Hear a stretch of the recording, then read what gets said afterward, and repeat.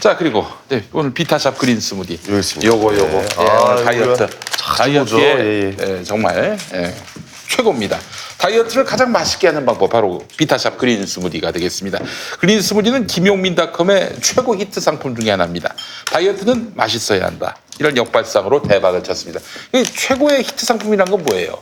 처음 광고에 한번 써볼 수 있지. 그러다 먹어봤는데 별 효과가 없으면은 안 먹습니다. 안 먹어 다시는 왜 먹어? 그걸? 사람들 바보입니까? 다이어트는 특히 예민하기 때문에 그럼요. 요 조금이라도 효과가 없으면은 바로 그냥 짐 싸야 됩니다. 예. 자, 그런데 비타샵 그린 스무디는 김용민닷컴 최고의 히트 상품. 사고 또 사고. 예, 그렇습니다. 다이어트는 맛있어야 한다는 역발상으로 대박을 쳤습니다. 다이어트는 사실 운동도 중요하지만 식단이 굉장히 중요합니다. 식이요법하고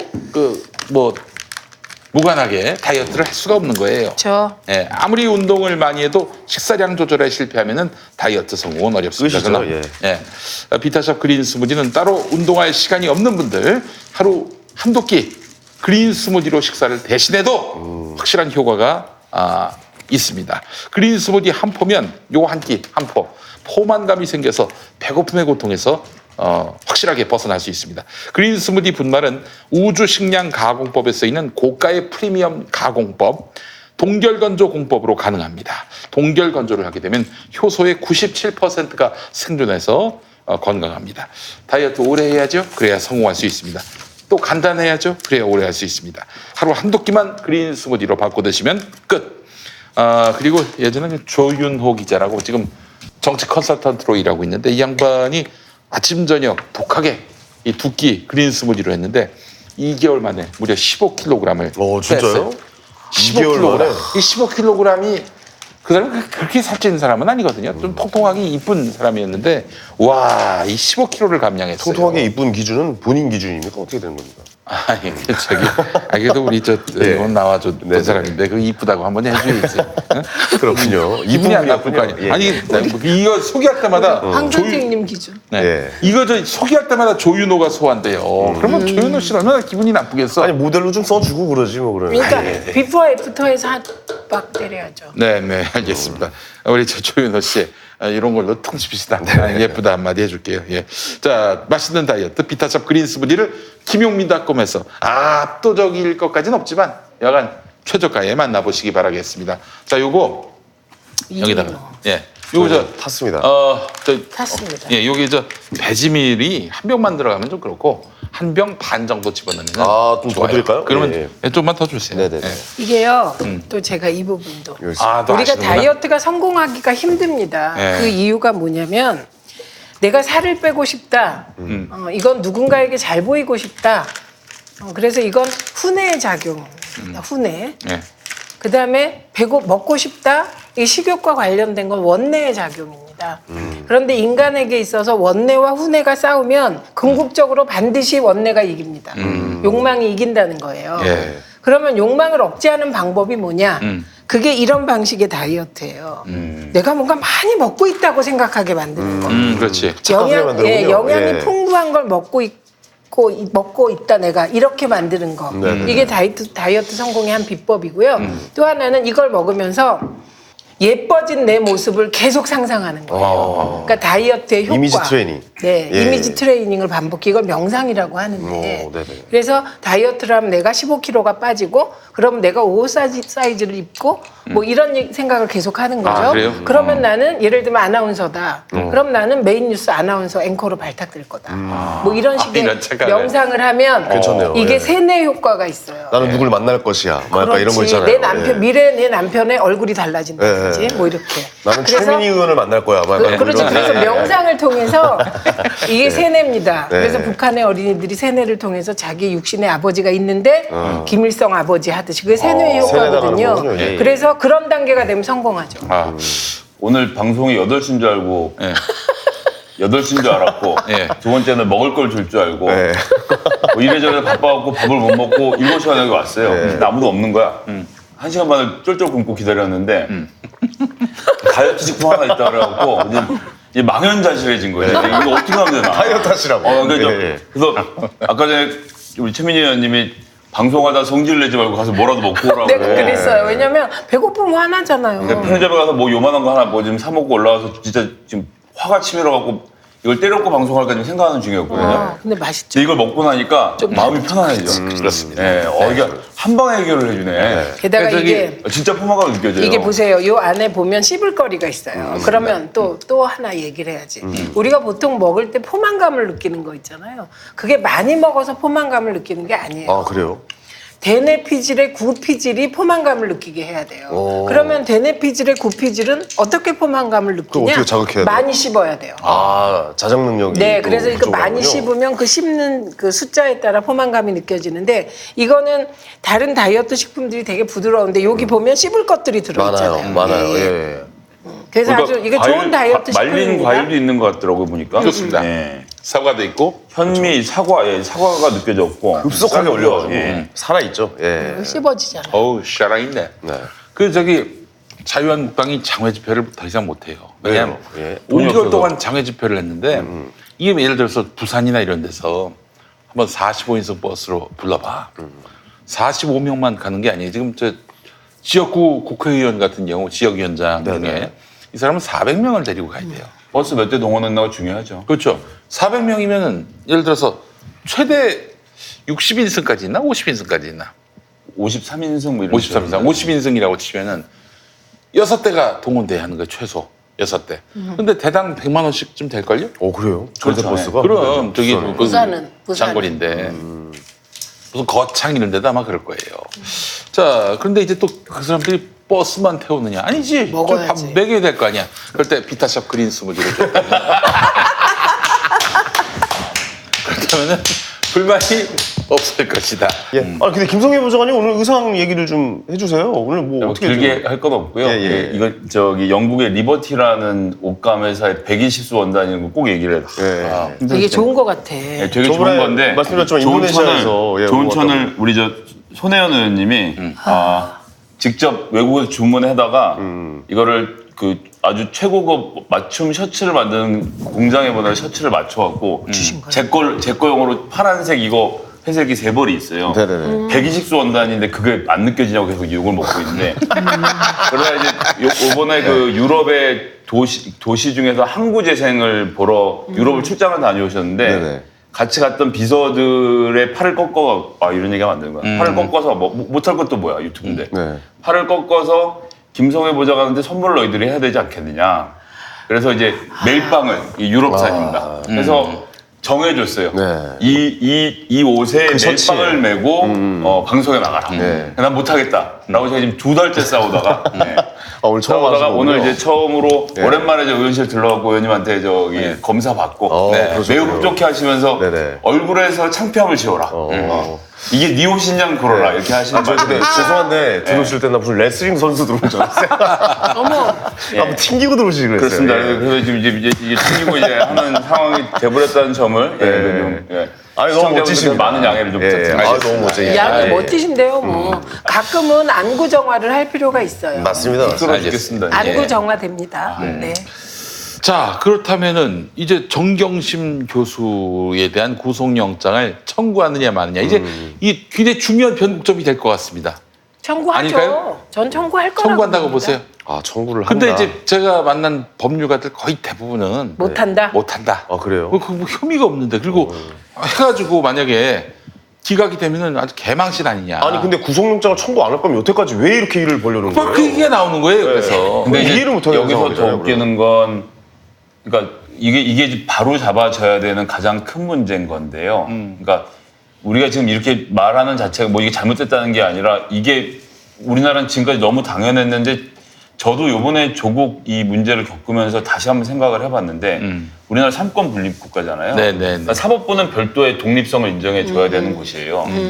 근데 우리가 뭐라고 부르냐면 판검사라고 불러요. 그죠? 말할 때 판검사라고 네, 네. 하잖아요. 예. 근데 이거 완전 잘못된 말이더라고. 이제 생각해 보니까 그렇죠. 싸우는 건 시민하고 변호사가 한 편을 먹고 혹은 피의자 변호사 한 편 먹고 검사가 한 편이에요. 그래서 검 변호사가 한 동급 레벨인 검변, 거고 검변. 검하고 변이 서로 싸우는 거고 여기에 대한 판단을 판사가 해주는 거거든요. 그렇죠. 근데 검사는 자기가 사법고시를 보니까 판사랑 같은 급이라고 자기를 생각하는 거야. 사실 알고 보면 행정부에서 수사기관을 맡아서 법 질서에 맞게 인간의 인권을 존중할 수 있도록 수사를 하는 입장인 건데 자기가 마치 지금 이제 판사처럼 된 이유가 이제 그래서 제가 드리는 말씀 검찰은 행정부잖아요. 이제 구속영장을 얘기하는 건데 구속영장은 인신의 구속을 할 여러 가지 이유가 있어서 하는 것일 뿐이거든요. 근데 우리나라에서 구속영장은 뭐냐면 검사가 야, 넌 죄인이야 라는 판결을 내리는 거예요. 그리고 기자들이 가서 우르르 그걸 찍어. 저놈이 죄인이다. 하고 찍으니까 검사가 마치 자기가 사법부의 어떤 수장이라도 됐냐.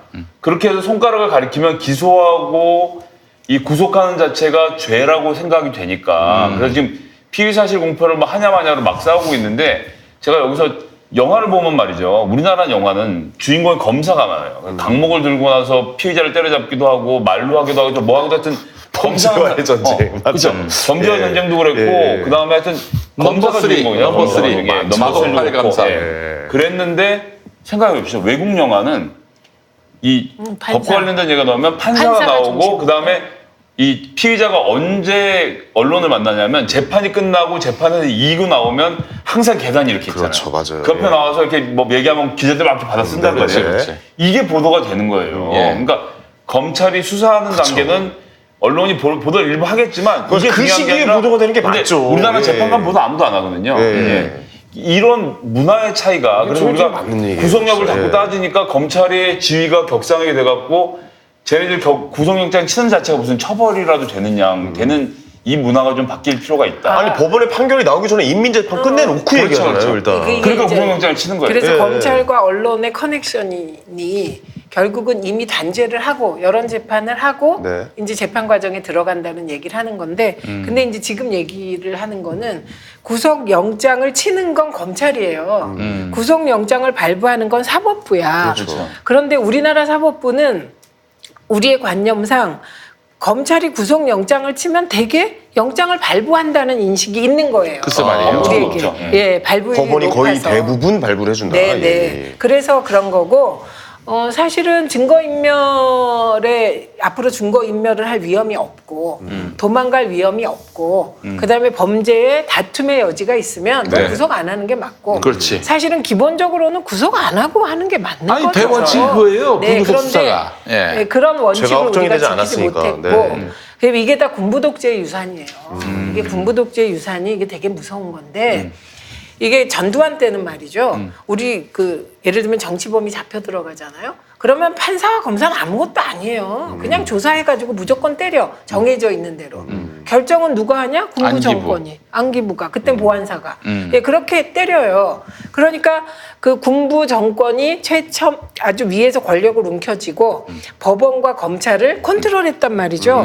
그런데 이게 이제 민주화 시대가 되니까 일사불란한 검찰이 먼저 권력화된 거죠. 사법부에 비해서. 그러니까 사법부는 되게 우리 이미지도 그렇지 않아요? 조금 이렇게 천천히 가고 그리고 뭔가 이렇게 점잖고 그렇죠. 그래서 일사불란하기보다는 군부 권위주의 정권에서 벗어나서는 조금 이렇게 개별 판사가 뭔가 개별적으로 판단을 하나 이런 생각도 하게 만들잖아요. 근데 검찰은 아니잖아. 일사불란하게. 예, 그래서 권력화된 거죠. 하나의 조직이라는 느낌이 들죠. 예. 네. 노무현 대통령께서 왜 스스로 목숨을 끊으셨나 생각을 해보면은 그 양반이 마지막까지 대법원까지 가면은 무죄 나올 거잖아요. 너무나 자명한 일인데 근데 이렇게 검찰 수사 단계에서 이렇게 그런 스스로 목숨을 끊으셨는데 이거는 우리 한국 사회가 검찰에 불려 나간 것만으로도 불명예. 포토라인에 범죄. 세워가지고 그 자체로 그렇게 규정을 해버리니까 여기서 대법원까지 판단을 기다리기 전에 진보는 아작나겠구나. 내가 여기서 대통령이 그렇지. 내가 여기서 손절하지 않으면은 네. 이건 우리 민주 세력, 진보 세력이 망하겠다. 이런 판단 때문에 고 노회찬 의원도 마찬가지예요. 망신 주기로 들어가 버리기 시작해버리면은 네. 오히려 이런 선량한 사람들은 못 견딘단 말이에요. 그렇죠. 이 분위기를. 그러니까 대법원 판결까지 가면 사법적으로 판단이 나오겠지만은 그 전에 여론은, 네. 명예 이런 거는 다 네. 이제 완전히 아작이 난 뒤예요. 오히려 강한 사람들은 살아남죠. 예. 근데 제가 지금 생각해 보면 네. 이런 생각이 들어요. 네. 제가 검찰개혁 토론회를 이렇게 보면 자유한국당 쪽에서 검찰 독립이 검찰개혁이니까 대통령의 인사권을 문제 삼아요. 그러니까 검찰총장에 그쪽은 대한. 그렇죠. 그러면 그 이제 카운터 파트는 그거를 부정하지 못해서 되게 답답한 분위기가 연출된다는 거죠. 그래서 이거는 저는 뭐 이 생각 확실합니다. 왜 노무현 대통령 때 우리가 검찰 개혁을 못했냐? 그때 방향성을 좀 잘못 잡았다고 봐요. 그때는 검찰 독립할 시기가 아니고 검찰을 개혁하고 민주화해야 될 시기인 거예요. 검찰 내부의 민주화 네. 그리고 검찰 혁신, 인적 혁신을 해야 되는데 그러니까 민주정부가 들어서면 검찰을 독립시켜줘요. 그러니까 검찰 독립은 당연히 돼 있는 거예요. 지금 독립된 상태 지금 이 아닙니까? 독립의 정도가 대통령의 인사권을 지금 좌지우지하겠다고 나서는 지금 현대는 정도이거든요. 언론이 심지어는 윤석열 대 문재인 이렇게 해서 VS 구도를 만든 지금까지 가 있죠. 그러니까 이거는 검찰 독립은 민주정권에선 기본적으로 이루어집니다. 네네. 왜 자유한국당 의원들은 검찰 독립을 얘기하냐면 자기들이 검찰을 장악했기 때문이에요. 생각해 보세요. 이명박 정부 때, 그다음에 박근혜 정부 때, 그 박근혜 정부 때 김기춘, 우병우가 그 완전히 검찰을 장악해갖고 검찰이 청와대가 하라는 대로 하는 그런 조직이지 않았습니까? 네네. 정치 검찰. 그러니까 보수 정부가 되면 검찰 독립이 화두가 되는 거고 민주 정부에서의 검찰은 그럼 보세요. 검찰을 독립시켜요. 그럼 독립시킨 검찰이 기소권 가져, 수사권 가져, 그것도 예를 들면 기소하는데도 편의주의하고 뭐 온갖 자기네들만의 특권을 누리고 있으면 공룡화되잖아요. 그러니까 민주정부에서의 검찰 개혁은 검찰의 과다한 권력 집중을 분산하는 거. 그렇죠. 예. 시죠. 네네. 그럼 이것만 하면 돼요? 안 되잖아요. 예를 들면 검찰이 수사를 해 그래도 여전히. 그러니까 수사를 줄여야 되는데 여기서 우리의 딜레마가 있습니다. 뭐냐? 경찰이 준비가 안 돼 있어요.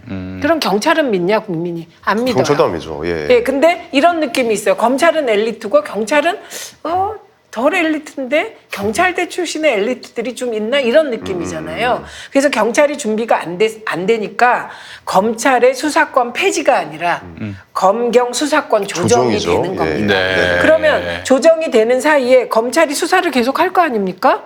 특수부의 저런 인지수사가 계속될 거 아닙니까? 네네. 그러면 지금 이제 윤석열 총장이 내거는 거 법무부가 계속 얘기하는 건 그건 거예요. 그 경과 과정에서 검찰의 무리한 수사 행태, 반인권적 수사 행태를 어떻게 하면 줄일 것인가. 이게 이제 검찰 개혁안으로 쏟아져 나오는데 이걸 가지고 언론이 뭐라고 보도를 하냐면 가지 잡고 흔든다고 보도를 하는 거예요. 그건 지금 제가 이렇게 말씀드렸듯이 이 검찰 개혁의 흐름을 이해하지 못하는 오직 흔들기 보도입니다. 그러니까 네. 우리가 이거에 흔들리면 안 됩니다. 그리고 여기 예. 뭐 새벽까지 수사한다. 뭐 이런 거 가지고 흔들려서는 안 된다라는 지금 말씀이잖아요. 이제 전문성 예. 말씀하시니까 제가 한 말씀 꼭 보태고 싶은 게 있는데 보세요. 검찰이 수사를 잘하고 경찰이 잘 못하니까 검찰에 특수수사를 남겨야 되는 게 아니냐라고 생각하는 게 거기서 전제는 뭐냐면 또 말씀드리지만 검찰이 사법부인 것처럼 사람들이 생각을 해요. 그렇지. 네. 우리나라에 행정자치부가 있었거든요. 네네네. 그러다가 안전이 강조가 되니까 행정안전부로 됐다가 또 안전행정부로 갔었어요. 이제 또. 안전행정부로 갔다 심지어 국민안전처로 처가 떨어져 나갔어요. 예. 그렇다 다시 붙었잖아요. 예. 그러면 그 안에 있는 공무원들은 이 부서에 있다 저 부서에 있다 막 떨어졌다 붙었다 하는 거예요 지금. 우리나라가 부처 조정을 할 때마다 기획재정부이던 시절도 있었고 옛날에는 맞아요. 그 예. 따로 떨어져 있던 시절도 있었고 다 이게 붙고 떨어지고가 정부가 정보의 철학을 세우고 계획을 세우면 붙을 때 붙고 떨어지는 데 떨어지는 거거든요. 이건 되게 자연스러운 현상입니다. 그래서 국민안전처가 지금 다시 행정안전부 들어왔잖아요. 네. 그러면 검찰은 특수부 수사 잘하는 사람들은 떼서 경찰 조직에 붙이면 돼요. 그러니까 검사들은 마치 무슨 검찰청이 언터처블인 것처럼 우리가 생각을 하고 있어 그렇지 그래봐야 5급 시험 보고 행정부도 다 행정고시 보고 고시 붙고 들어온 사람들이거든요. 그래도 가려면 다 가잖아요. 수사권 조정이 필요하면 검찰에서 떼서 경찰 주면 돼요. 그렇지. 아니 그걸 왜 못하냐고. 이 사람들을 단일한 패밀리로 남겨둬야 할 것 같은 생각을 우리가 하고 있다는 자체가 이게 웃기는 겁니다, 사실은. 그래서 그런 조정은 그냥 과감하게 하면 되는 문제다. 지금까지 네, 맞아. 안 해왔던 게 유연하게. 문제고 그래서 조국 장관이 저는 그 시사인과 인터뷰에서 정말 말 잘했다고 생각하는데 지금 가장 근데 중요한 그러다가 검찰개혁은 경찰도 검찰화 되는 거 아니겠습니까? 그러니까 이제 이 뭐 그런 적 부분이 있잖아요. 여기 제일 중요한 건 안 친한 사람끼리 섞어놓는 게 제일 중요해요. 제가 뭐 이제 잠깐 딴 친한 제가 사람들끼리. 미국에서 저기 식당 할 때 예. 제가 항상 지키고 있을 수가 없으니까 자리를 보고 이게 뭐 이렇게 순서로 돌아가면 돈 만지는 사람, 요리하는 사람 이렇게 다 있을 거 아니에요, 안에서? 그렇죠. 예. 그러면 여러 나라에서 온 사람들, 특히 중남미에서 오신 분들이 많이 저희 가게에서 같이 일을 하셨었는데 네. 항상 이쪽에서 메인 셰프하고 이 돈 만지는 사람하고는 다른 나라 사람 썼어요, 제가. 아예 대화가 안 되게. 그러니까 같은 스페니쉬를 쓰지만 서로 믿지 않아. 그러니까 뭘 하기가 어려워. 이게 한 식구로 붙은 문제가 생기는 거거든요. 그렇지. 그러니까 지금 이 수사권 조정도 다 마찬가지고 뭐 검찰 개혁을 복잡하게 생각하실 게 없는 게 이걸 검사가 안 하면 경찰이 하고 검찰이 안 하면 금융감독원이 하고 이런 식으로 서로 수사권과 기소권이 막 섞여서 서로 견제하는 구조로 공수처도 생겨서 수사하면 검찰도 수사하고 막 이게 복잡하게 얽혀 있으면 안에서 자기들끼리 자정자격이 일어난다. 우리가 언제까지 이걸 다 들여다보고 너는 저기 너 이렇게 정해가면서 하겠어요. 좀 그러니까 우리 먹고 살기도 바빠 죽겠는데. 이거 다 맞는 말이고 지금 이 문제 제기가 나오는 건 지금은 당연하죠. 지금 한편으로 법무부를 탈검찰화한다 이런 말을 하잖아요. 네네네. 그리고 각 부처에 파견한 검사들을 불러들인다 이 말 하잖아요. 그렇죠. 근데 지금의 이 구조에서 경찰에 검사를 파견하면 그거는 제 기능을 못하게 되죠. 지금 구조에서. 근데 이 말은 우리가 지금 추구하고 있는 바는 일단 비대화된 공룡처럼 되어 있는 검찰을 네. 공수처가 나타나서 일단 검찰을 견제하게 되는 거고 기소권을 나누게 되는 거고 이런 상황이 되면 상황은 또 달라지는 것이고 그다음에 검찰이 비대한 상황에서 경찰에 검사가 파견되면 당연히 그거는 검사판이 되죠. 그런데 그게 아니라 검찰 기능이 축소되면 경찰 중심으로 가고 검찰은 보조 역할을 하게 되는 거예요. 못 돌아가게 하면 돼요. 그렇지. 네. 여기서 이제 또 하나 해야 될 게 뭐가 있냐면 경찰청장은 차관급이에요. 네네네. 검찰총장은 장관급이에요. 네. 그래서 공수처장은 장관급이 되겠죠. 그렇죠. 그러면 경찰의 위상을 높이려면 경찰청장을 장관급으로 하든지 이렇게 위상 조정을 해줘야 경찰이 엘리트들이 모입니다. 그다음에 검사는 옛날에 사법고시 붙으면 바로 상급이잖아. 그렇죠. 예, 공무원들은 열심히 해서 사법고시 붙으면 5급이라고요. 5급이죠. 예. 그러니까 시작할 때부터 차등이 있게 시작을 하는 이게 지금 고칠 게 굉장히 많은 거예요. 그러네요. 그러면 이건 일선 검찰의 저항이 누가 봐도 어마어마하겠죠. 경찰이 하급 기관이라는 게 보이는 네, 약간 그리고 여태까지의 네, 그렇죠. 상황이죠. 그래서 예. 이런 조정하기 되게 많고 그다음에 자유한국당 의원들이 독립성 얘기하려면 그게 완성되려면 뭘 주장해야 되는지 아세요? 뭘 해야 검사장 되나요? 직선제 주장해야 돼. 그렇죠. 근데 그 주장은 안 해요. 지금 자유한국당이 말이죠. 지들이 여당이라면은 검찰총장 인사권은 독립시켜야 된다. 이런 말 나올 거예요. 안 하죠. 입 밖으로도 안 나오지. 네. 그러니까 그때는 그때 이제 시민사회는 검찰 독립을 과제로 네, 네, 네. 내세우죠. 왜냐하면 미국에서는 검사장을 직접 투표로 뽑나요? 미국에서는 그 지역에 있는 디스트릭트 어토니, 그러니까 지역의 검사장은 직선으로 선출을 하고 전체 검찰을 총괄하는 우리나라 총장이죠. 네네. 검찰총장은 대통령이 임명을 합니다. 근데 그렇군요. 예. 대통령이 각 지방 검찰청장을 관할을 하지만 여기 다 직선제를 뽑힌 사람들이잖아요. 네네네. 그러니까 여기랑 서로 거래는 하지만 여기가 상명하복으로 야 너 내가 안 하면 단번에 승진 안 시켜줘 이건 안 되는 거예요. 그러니까 그러면은 그 검사장 직선제 할 때 그 후보들은 검사가 하는 거죠, 검사가. 정당 공천을 받는 건 아니고. 그렇진 않고요. 근데 이제 또 여기 중요한 건 그래서 공천 받아도 이 이상하네. 디스트릭 어토니가 검사장이네, 예. 선거를 하잖아요. 그러면 선거에서 당선이 되면 밖에 나가 있던 검사들, 그러니까 변호사든 검사들이 다시 돌아오기도 하고 그래서 검사 중에 비정규직이 있습니다.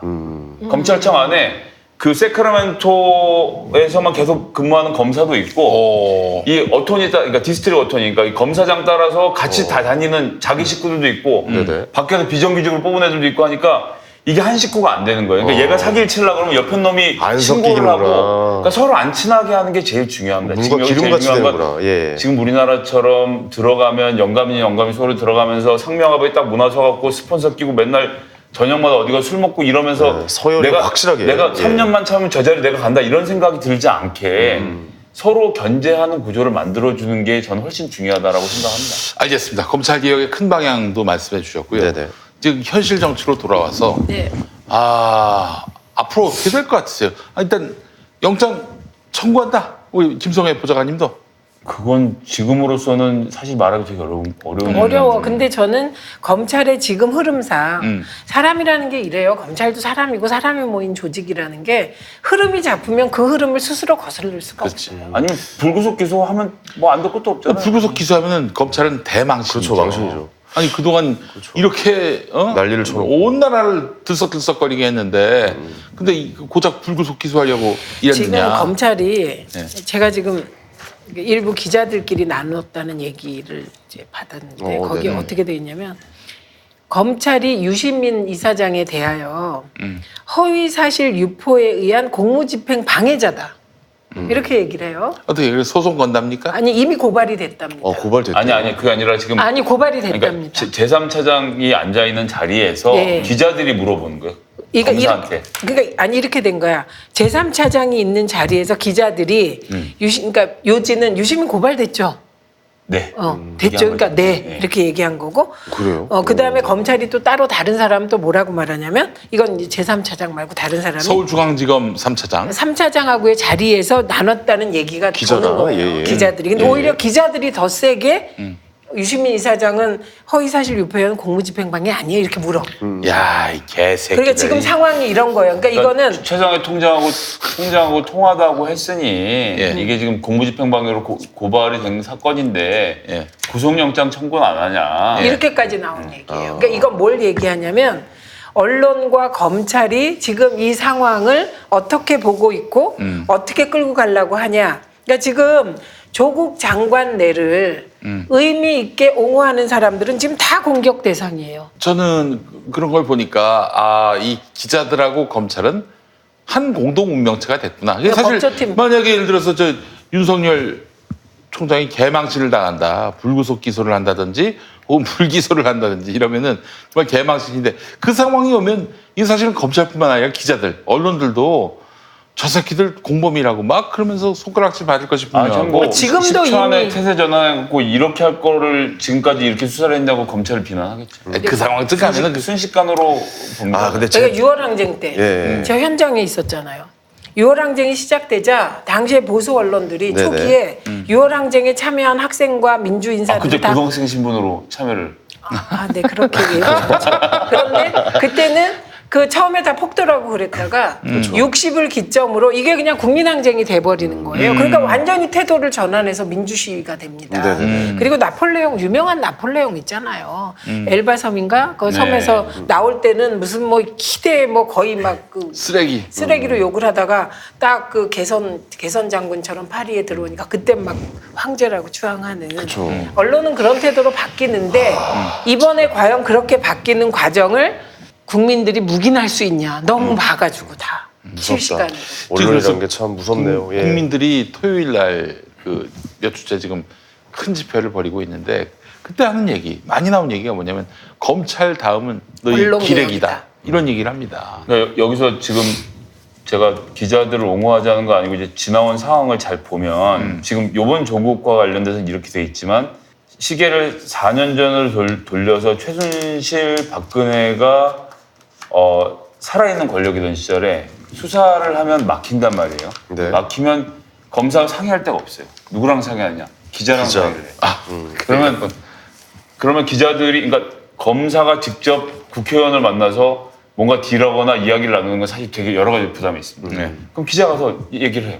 얘기를 듣고 와서 아니면 기업인들 만나서 여기저기 있는 정보를 수집해서 검사하고 언론이 같이 상의를 하는 겁니다. 해서 이렇게 돌파를 할 수 있겠다 하다가 예를 들면 안 되면 이렇게 난 뭐 해줄 수 있는 얘기가 없어 그러면서 이제 기소장 한 장을 흘려놓고 나간다든지 그래서 단독으로 입수해서 보도를 한다든지 이러면서 그렇게 권력에 저항을 하면서 박근혜 최순실 정권을 무너뜨렸거든요. 그전에도 수많은 합작품을 만들어 왔고 그렇기 때문에 이 사람들은 얘 입장에서는 지금도 같은 그림으로 생각을 하는 거예요. 그렇죠. 왜냐하면 국민들이 관심을 가질 만한 자극적인 단어들이 그렇죠. 나와줘야 상황이 검찰하고 언론이 악에만 봉사한다 이런 건 아닌 거고 대지 뭐냐면 뭐든 칠 게 있으면 치겠다 이런 그렇죠. 생각을 가지고 지금 하고 있는 것이고 그렇기 때문에 언제나 협조를 하는 관계일 수밖에 없는 측면이 하나 있는 거죠. 그런 역사가 근데 있는 거고.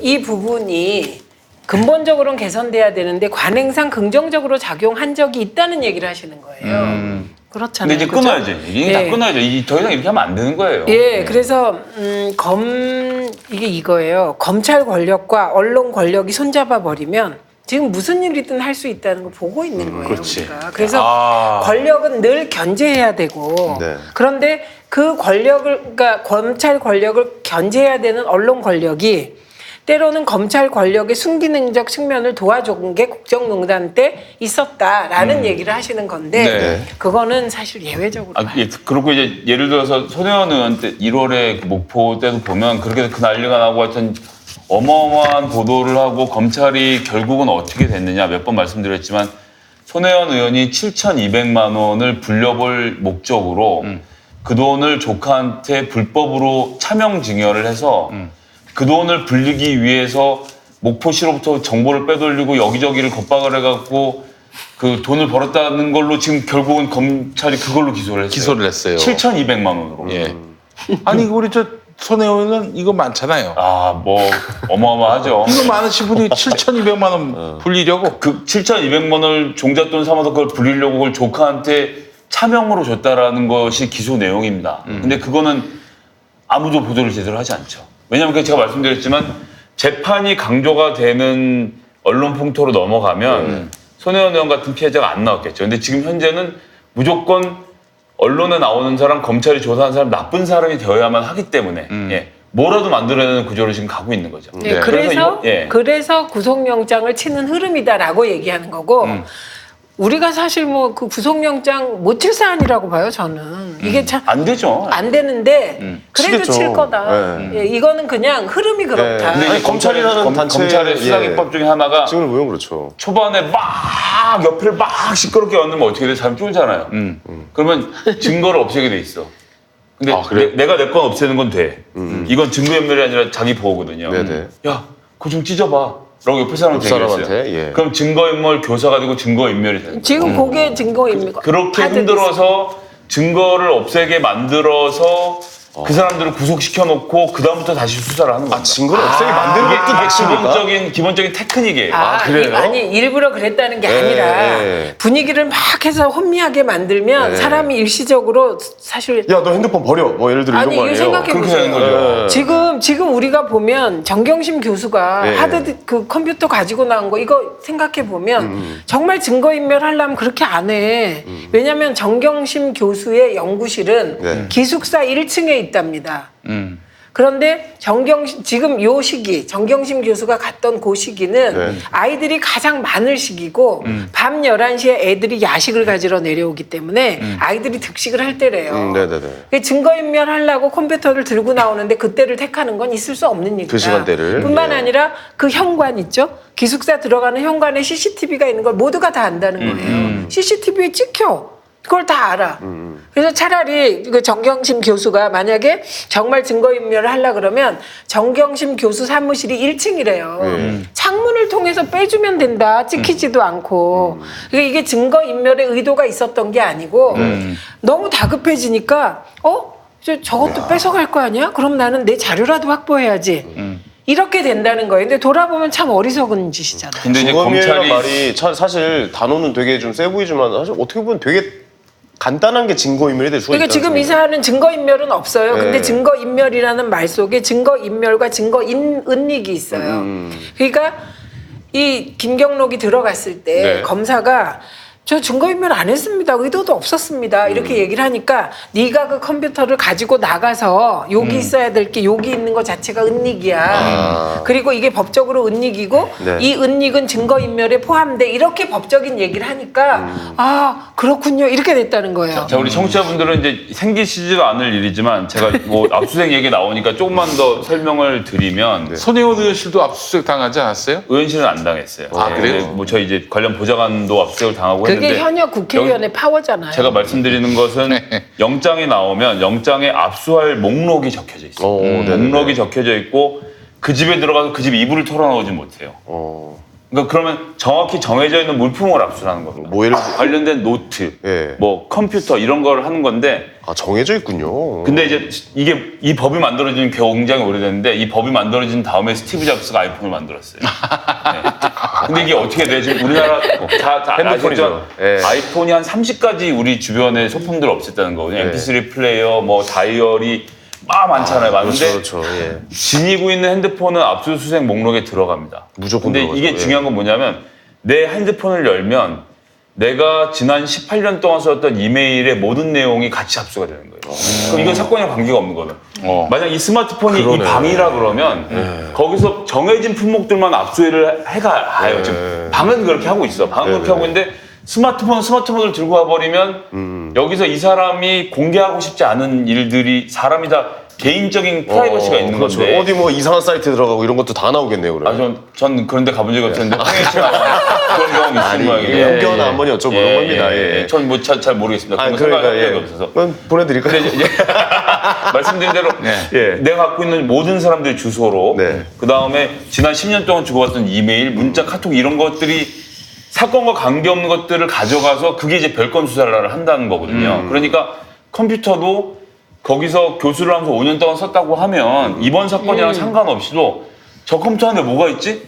사람들 몰라요. 이런 일을 겪기 전에는. 그러면 당연히 가지고 와서 그러네요, 진짜. 뭐가 있었는지를 들여다보고 싶지. 그렇습니다. 그렇죠. 예, 그런데 이거를 검사가 김경록 씨한테 그렇게 한 거를 막 이거 너 그 은닉이야 그래서 증거 인멸이야라고 법적인 잣대를 딱 들이댔을 때 그러니까 어떤 사람이 이걸- 아닙니다 하겠냐고. 이걸 내가 가서 들고 오면 아무 문제 없어요. 내가 들고 와서 한강에다 버려도 그거는 제 자기 방어권이 상관이 없는데 남이 하면. 여기 다른 사람이 들어가 시키면, 있으니까 이것이 마치 증거인멸 교사 증거인멸인 것처럼 막 얘기를 그러니까 왜 이 얘기를 하냐면 이건 영장을 칠 수가 있거든요. 구속영장을 증거인멸은 칠 수가 있어요. 이거 근데 외에는 중요한 그렇군요. 거는 이런 거잖아. 이건 형식적으로 맞아요. 네. 근데 내용상으로 증거인멸이 되려면 범죄와 직접적인 관련이 있는 증거가 거기 있었어야 돼. 그 안에 버린 예, 거에. 있어야만 되는 거예요, 이건. 오죽하면 이렇게까지 얘기를 하겠습니다. 그러니까 영장 이거 여기는 말고 지금- 칠 게 없는 게 지금 이거 말고는 이거 말고 뭘로 영장을 쳐요? 지금 70군데 거꾸로 얘기하면 70군데 압수수색을 해서 더 이상 은닉할 수 있는 증거가 없기 때문에 또 저 집에 11시간 동안 압수수색했잖아요. 그렇죠. 예, 그렇기 때문에 그래서 나온 거 최근에 나온 차명폰과 노트북이 있습니다. 지금 얘기했듯이 애초에 노트북이라는 건 등장을 안 했어. 네네. 그런데 이게 어느 과정에서 나왔다고 추정하냐면 추정이에요. 네. 김경록 씨를 불러다가 120시간 조사하는 과정에서 노트북 얘기가 나온 거예요. 네네. 그런데 그게 노트북이 아니라 노트북 가방 얘기가 나온 거예요. 그러니까 이런 게 이제 지금 얘기하듯이 털다가 이게 안 나오고 그리고 이제 계속 수사를 해나가다가 참고인들을 계속 불러서 그 참고인들의 말 속에서 증거가 또 될까 해서 찾다가 나온 게 노트북 가방이에요. 그런데 그 노트북 가방에 노트북이 있었냐 이건 또 몰라. 그런데 노트북 가방은 들고 다녔어요. 그런데 그 노트북 가방을 넘겨줄 때 너무 가볍게 넘겨줘요. 그러니까 뭐가 안에 없는 것처럼. 그러니까 안에 뭐가 없었을 수도 있는 거죠. 그러니까 노트북 가방을 가방으로 쓰기도 하거든요. 그렇죠. 저도. 아, 그러시군요. 예. 네, 예. 이게 이제 원래 노트북용이에요. 네네네. 그래서 샀는데 저 노트북이 없어요. 그러니까 이런 식으로 노트북이 그냥- 있네. 그냥 노트가 있습니다. 이 노트. 이게 저의 그 북이잖아요, 북. 그거. 예, 노트. 이게 있는 거예요. 옥스퍼드 대학 다니시잖아요. 네, 예. 그래서 우리 딸이 쓰다가 버려서 제가 아까워서 그런데 그런 식으로 지금 이제 그 압수품 목록에 애초에 있을 수가 없는 거예요. 그런데 그렇죠, 참고인의 발언에서 노트북 가방이 있었다. 그러면 이제 노트북 가방 안에 노트북이 있었을 것이다. 그래서 마치 노트북에 엄청난 증거가 있는 것 같이 또 기사가 나오고 이렇게 되는 거죠. 그러니까 이건 정말 이건 아니죠. 이건 정말 너무한 것 같아. 마지막으로 그거 하나 여쭤봐도 될까요? 예. 구속영장 치는 시점은 언제라고 보십니까? 날짜. 이번 주, 다음 주 아닙니까? 아니면 어떻게? 다음 주 월화수 다음 주 월화수. 초. 다음 주 초. 친다면 알겠습니다. 다음 주 초가 되지 않을까요? 네네. 알겠습니다. 뭐 그래서 그 결론이 근데- 나서 기각으로 난다면은 망신이죠. 정말 개망신을 네, 당하는 망신입니다. 것이고. 근데 한 가지 또 변수는 있어요. 네. 정말 정경심 교수가 몸이 안 좋아요. 그래서 요즘 병원에 들락날락하는 그런 상황으로 보입니다. 그러니까 그게 그냥 충격으로 아픈 게 아니라 진짜 아픈 거. 근데 뭐 아시겠지만 방송하는 사람으로서 뭔가 하나 이슈가 돼서 하루만 그렇게 시선을 집중받잖아요? 그러면 하루만 그래도 못 견뎌요. 막 뭔가 이슈가 돼가지고. 13세 여성분이랑 결혼했어요. 그러니까 진짜 실제로 결혼 기사만 나서 실시간 검색어에 하루 반나절만 올려도 괜히 뭔가 불안하고 댓글 살펴보고 막 불안하고 막 정신 쓰고 막 이렇단 말이에요. 근데 지금 벌써 뭐 2달이 넘었잖아요. 사람이 이 맨정신에 건강한 몸이 될 수가 없는 상황이 될 수가 있겠죠. 알겠습니다. 자, 마지막으로 이 질문 하나 더 드리면서 또 답변 들으면서 마무리하려고 하는데 지금 문 대통령 지지율이나 민주당 지지율이 굉장히 많이 빠졌어요. 이거 어떻게 회복시킬 방법은 없는지 또 그 결국 이 지지자들 같은 경우에 그런 거에 굉장히 낙담 많이 하거든요. 뭐 좀 새로운 활로는 없는지 그거 좀 말씀해 주신다면. 활로 일단 저는 검찰과의 관계에서 지금 지지율이 빠진 거거든요. 그리고 우선은 이렇게 지지율이 떨어졌을 때 의연한 게 중요해요. 의연하다. 네, 의연한 게. 그리고 지금 대통령 지지율 그 정도인 것, 민주당 지지율이 그 정도인 게 역대 다른 정부 때와 비교하면 낮은 수치가 1등이야, 아니에요. 1등 문재인 대통령. 예, 낮은 수치가 예. 아니에요. 그러면 원인을 정확히 분석해야 되는 거죠. 그래서 이거 그냥 전적으로 제 생각에는 지금 윤석열 총장에 대한 태도를 국민적 시각에서 정립해야 돼요. 그래서 민주당 내에서 이렇게 막 흔들리는 말이 나오면 안 될 것 같아요. 그리고 윤석열 총장은 대통령이 임명한 검찰총장입니다. 그리고 검찰총장은 대통령이 임명하는 임명직입니다. 선출직이 아니에요. 행정부의 외청으로서 외청이지만 행정부에 속해 있다. 그러니까 그 지휘권은 궁극적으로 대통령에게 있는 거다. 이 부분을 분명히 해야 될 것 같고 그 다음에 또 하나는 대통령께서 이제 지금 경제 민생 행보에 들어가신 거 이거는 아주 잘하시는 것 같고 세 번째로는 제가 요청드리고 싶은 것은 우리 대통령께서는 이미지가 되게 수용적인 느낌의 이미지거든요. 네네네. 그래서 지금 이럴 때 허심탄회한 대화의 장을 마련해서 국민과 정치인이 아니고요. 네네네. 예, 국민들과 허심탄회한 대화의 장을 마련해서 좀 대화를 했으면 좋겠다. 뭐 영수회담 이런 게 아니라 국민과의 대화. 뭐 그건 해도 다시 결렬되는데 뭐 정치인들과의 만남도 하셔야 되겠죠. 네네네. 그런데 지금은 그것뿐만 아니라 좀 국민과 직접 소통. 좋네요. 예, 예. 그것도 그런 걸 하시면 어떨까 싶습니다. 네네네. 그리고 앞으로 윤석열 총장께 부탁드리고 싶은 건 저는 이 과정에서 한 번도 윤석열 총장에 대한 기대를 저버린 적이 없기 때문에 저는 어떻게 생각하냐면 윤석열 총장이 조국 장관내를 탈탈 털었던 그대로 패스트트랙 수사 그렇게 나경원 해야 된다고 대표 봅니다. 예, 예. 아들 딸 수사 네네. 황교안 대표 아들하고 아들 딸 수사 그거 해주시면 저는 윤석열 인정입니까? 총장 그러면 인정입니까? 저는 인정? 그 기대를 아직 안 저버렸다는 거예요. 네네. 그러니까 여야 공평하게 예, 저는 그게 맞다고 법과 봅니다. 원칙에 예, 예. 따라 수사한다면 저는 지지를 거두지 않을 거다. 일단 먼저 패스트트랙 수사 어떻게 하는지 한번 좀 지켜봐야 될 것 네, 같다. 네, 그러니까 저 계속 그 얘기만 하고 다녔어요. 네네네. 패스트트랙도 똑같이 해달라고. 알겠습니다. 예, 예. 그렇게 안 하면 진짜 나쁜 새끼지. 그거는 말이 안 되죠, 사실. 예. 그렇게 안 하면 그런 거죠. 안 하면 하시면 내 사랑. 오늘 잘 꺾어요. 잘 꺾었어요. 오늘 약간 잘 꺾어요. 예, 그렇습니다. 예, 좋습니다. 아예 예. 뭐 하루 이틀 이런 거 하는 거 아닙니다. 좋습니다. 오늘 여러분 25만 돌파됐습니다. 우리 진짜요? 구독자 수. 아유. 축하드립니다. 아유, 더 빨라지네요. 가파르게 요즘에 올라가네요. 아주 가파르게 올라갑니다. 네, 그러네요. 예. 예, 예. 30만 회 되면은 네. 저희가 진짜 한번 조국 제대로. 정국에 약간 수혜를 입는 거 아닌가라는 생각이 아니 근데 들고, 예. 모든 지금 30만 되면 저기 출연진들 소고기 회식 있다는 얘기가 있어요. 그래요? 한번 해야죠. 그래요? 예, 한번 한식으로 해야죠. 예. 한식이래 한으로 모시겠습니다. 한식으로. 한식. 소고기 야. 사달라니까 한식 다 얘기하기엔 야, 너무 짜게 본다. 저기 한우. 철가방 불러가지고 한식을 먹도록 하겠습니다. 알겠습니다. 기대해 보겠습니다. 예, 알겠습니다. 자, 오늘 또 함께해 주신 우리 최민희 의원님, 김성회 소장님, 그리고 황현희 선생님. 네네, 말씀 선생님. 감사합니다. 네네. 예. 자, 오늘 정치부심 모두 마무리하고요. 하여간 좀 이 지지율 이런 거에 연연하지 말고. 지치지 말기, 포기하지 말기. 네. 그리고 토요일 날 촛불 집회 나오기. 네. 서초동에 여러분 많이 모여주시고 이 김용민이도 나옵니다. 나갑니까 토요일 날? 그럼요. 그래서 또 그렇습니다. 나와가지고 네. 저희가 이제 지난주에 이제 검찰 개혁 이거 최신 정보 요거를 이제 뿌렸는데요. 호해를 또 만듭니다.